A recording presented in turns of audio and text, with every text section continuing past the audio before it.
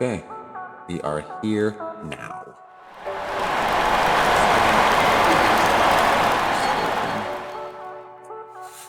I want to grab from my pictures.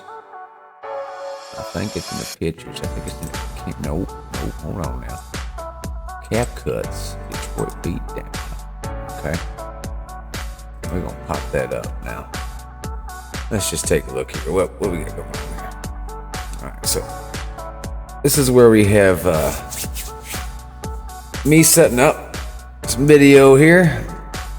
I wanted to get us kind of working together on one of these bigger lots since we ain't really had much. Hey, easy, killer. What you looking at me so hard for? Alright.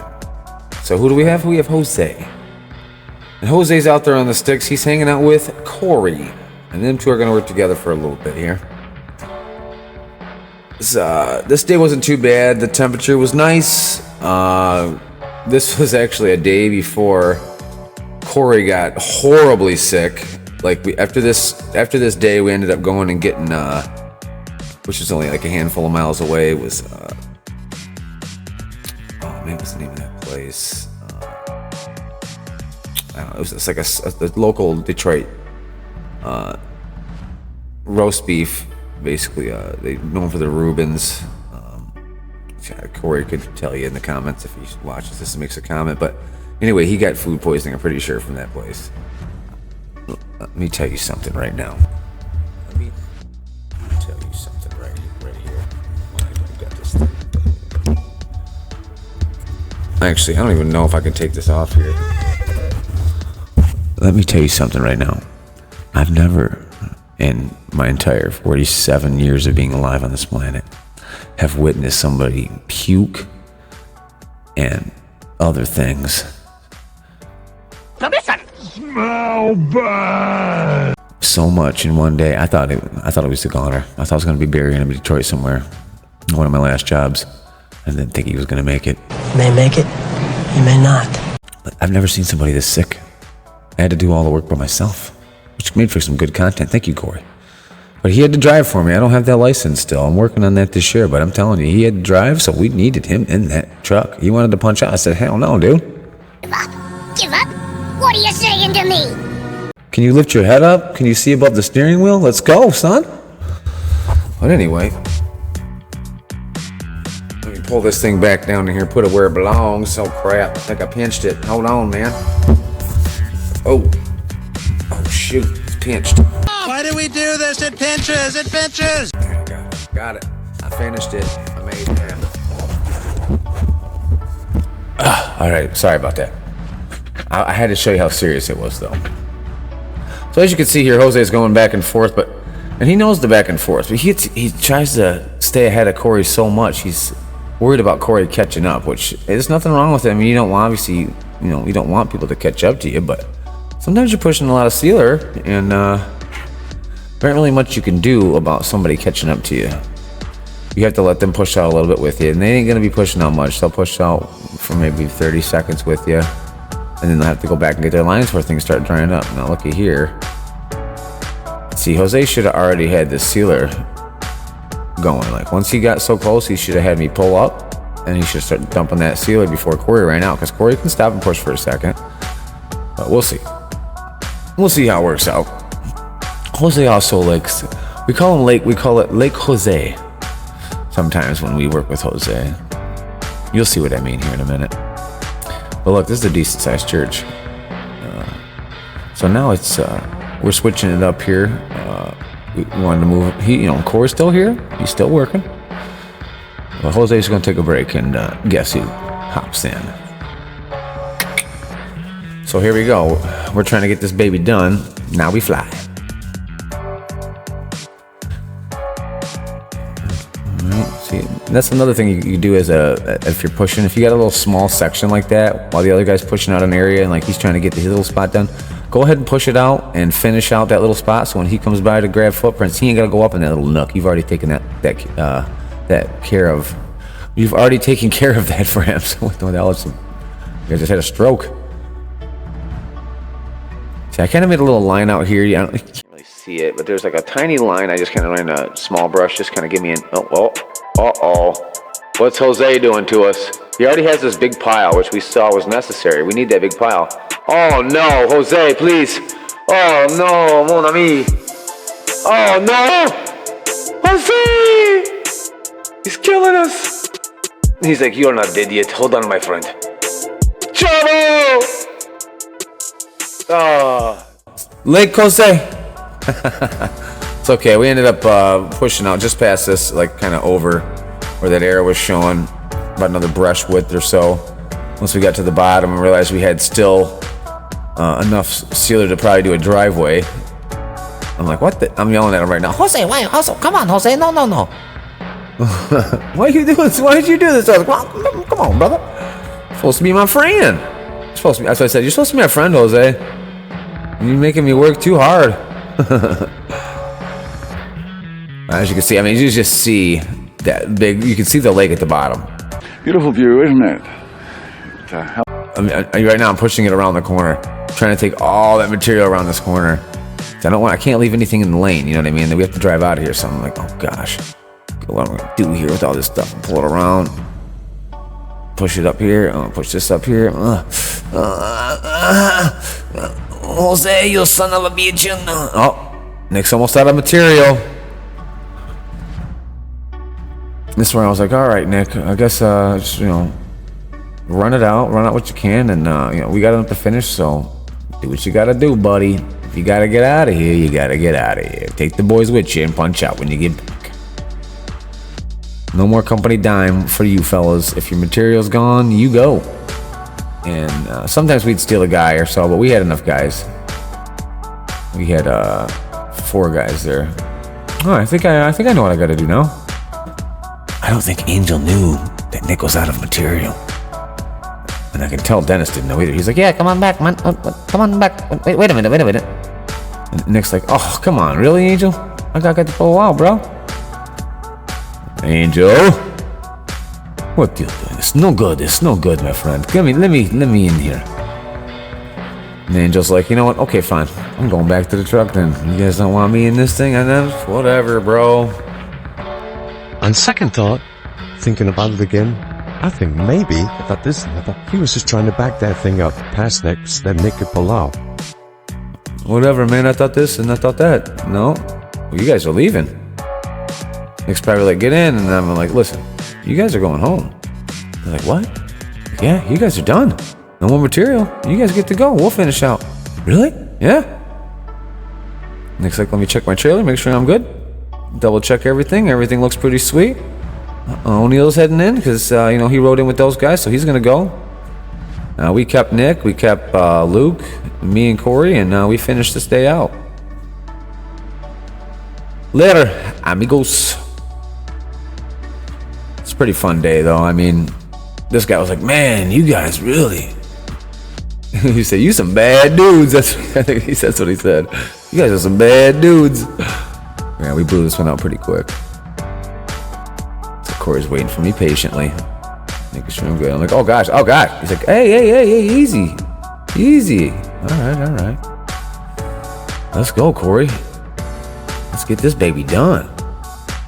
And of course, I got my little piece of plastic, orange plastic, because I still am so cheap. I haven't bought a new GoPro case yet, or a new GoPro. I was supposed to get a new GoPro. I was supposed to get a drone to fly around. I just when you work as much as I do, some of that stuff just kind of slips your mind. You just take what you got, and you get up in the morning, and you just go.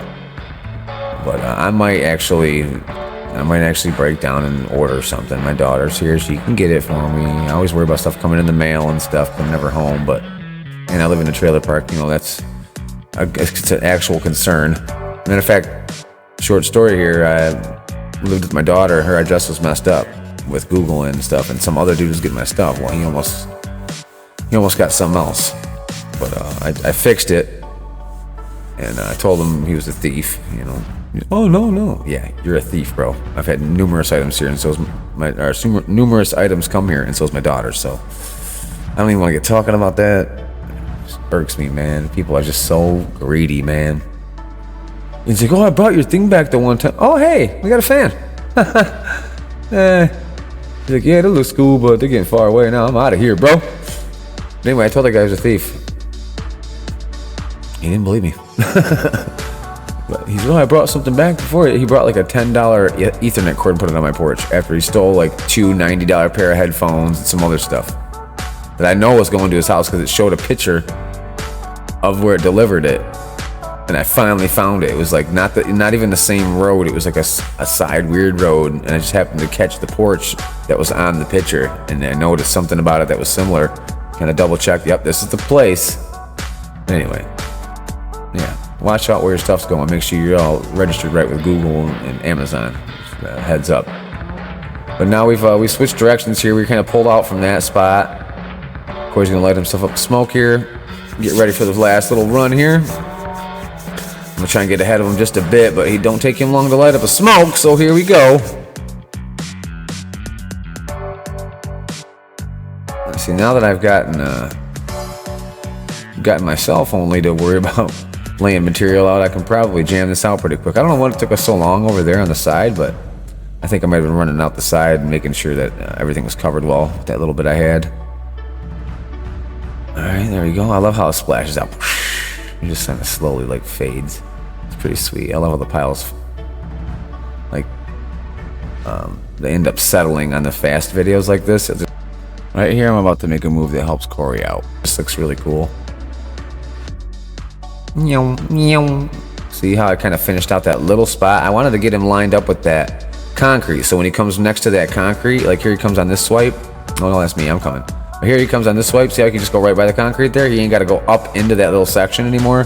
So I did like 2 swipes to get him out of there. Those are the little things that will kind of, it'll keep you moving. It'll keep you going. These guys know that. They do the same thing. I catch them doing it all the time. They have a couple little swipes trying to keep everything moving. When you've done this for a couple of years, once you've done this with the same guys a numerous amounts of times, and you got the foreman and the pros out here, you know, and the long timers telling you what you're doing wrong and how you're supposed to be doing it, you will pick it up and you will get better, and it will look like we're dancing out here a little bit. I've had customers tell us, wow, it really looks like you guys are like dancing out here. And it kind of is like a little back and forth waltz. You know, it's fun. I mean, I've been doing it for a long time. If I didn't think it was fun, I probably wouldn't be doing it this long. Hell no. Hell no. I mean, I could just sit here and watch this thing all day. Right, watch this pal. So cool. I don't know why I like it so much. I'm trying to tell Luke, like, just set that in there. I need you to open this valve for me every once in a while. I'll tell you when to open it, and I'll tell you when to close it. Right here, I'm trying to stay out of Corey's way a little bit, but I want to keep him wet. Try to stay out of his way. Try to keep him wet. It's kind of a struggle. It's a battle. Yeah, by the way, that's Luke. Luke Skywalker. Luke Skywalker. Kind of looks like Jim Croce, the American folk legend singer. That's what Corey is like. He's like, you know who Jim Croce? I'm like, yeah. Oh, you're talking about Luke. Yeah, he kind of has that strong man at the circus look going on. Alright, so we're telling Nick he's got to pull up a little farther because of that concrete that you see right there. If he's a little too close to it, it can splash on it and stuff. So we want to get him just past it. If we have to, we'll dump a few buckets. And I don't know if you saw that, but like people are still like trying to bring stuff here and deliver stuff. And we literally had a car pull out at the very end. It's so weird. Sometimes these churches are so busy with donations and just, you know, people coming in and seeing, you know, what they can do to help, and the cleaners and all. You know, churches are it takes a lot to run a church. Worshiping is not easy when everyone's trying to worship at the same time, and you're trying to, you know, make everybody happy and keep everybody clean and keep everybody involved and everything. Yeah, it can be a tough thing to run a church, I can imagine. So you gotta kind of let them do their thing as much as you can. You know, sometimes you gotta kick people out. We actually have some video in here of me, or not me, but I actually have some phone video of a tow truck driver. That I think it's honestly the pastor's vehicles. There was a Porsche. Look at that old Porsche. Look at that old boy. It would have been a sweet ride for somebody, somewhere. It's out of here. And something else, I can't remember what the other one was. But he had a couple nice older vehicles. They were kind of beat up. I wouldn't say nice. They were kind of pretty beat up, but they were nice at one point, and they were nice vehicles. expensive, a little more money, like a Porsche 911 type shit, but not a Porsche 911 because it was from like 1980. I'm not much of a car person if you haven't realized. It's called trash. I like my grandpa's old F-150 4-speed on the floor. I like that bad boy. And I had an Escort GT, which was fun. Not really a Ford guy, but they were some fun vehicles, and they were family heirlooms, I guess. My dad gave me the Escort when he got his Firebird, and then I got the truck when my grandfather passed on. I guess they wanted me to have junk. They gave me Fords. I mean, whatever, dude. No, my grandfather loved Fords. He was a Ford guy for sure. It probably broke his heart when my dad went for GM with my Uncle Bobby, or his Uncle Bobby, which would have been my grandfather's brother-in-law, because it was my grandmother's brother, so. It probably broke his heart when he didn't want to be a bricklayer. It would have broke my heart a little bit, I think, as a father, if my son didn't want to carry on in my footsteps a little bit. Not only did it broke my heart, but it would have been something, because, all fathers think, oh, I want my son to follow my footsteps type thing, unless, of course, he's like a murderer or something. Don't ever do what I do, boy.